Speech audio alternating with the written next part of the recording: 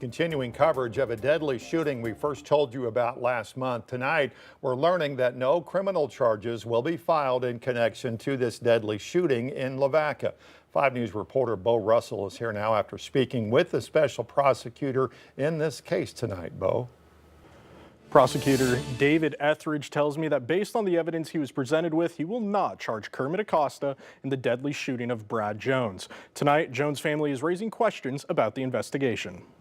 Arkansas is very clear that a person who feels threatened does not have an obligation to retreat if they're in a place that they're lawfully allowed to be.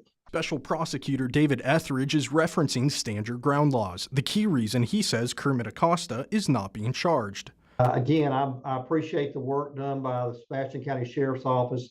They did a good job on this. The shooting happened in Lavaca, but was passed to the Sebastian County Sheriff's Office to investigate. Lavaca police, as well as Sebastian County Prosecutor Daniel Shue, recused themselves from the case because of a conflict of interest. When you start looking at this, Kermit Acosta, his father, was a longtime deputy in Sebastian County, known by everybody. I mean, it's Sebastian County, small communities, Lavaca, Fort Smith, some of the other communities there.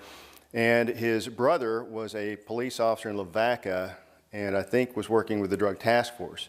Attorney Kevin Metcalf has been hired by Brad Jones' family. He tells me the family is concerned about the investigation. Metcalf says the Sebastian County Sheriff's Office should have recused itself in this investigation. Probably the state police. Have state police investigators, hopefully not investigators from that county, but from outside the county that would come in, that would be have less bias, less conflict, because it is tough when you're investigating a family member of somebody who has worked there for so long.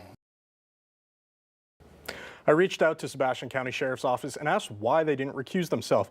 They told me it's because Kermit's father no longer works there. Now, I will add, we've reached out to Sebastian County Sheriff's Department to confirm when his father worked there. We're still waiting to hear back. And so when will this lawsuit actually be filed if it hadn't already been? It's going to take a while, I think. Lawyers for the family, they're still waiting to get documentation and evidence back, so it could be a minute. Okay. All right, thanks, Bo. Thanks.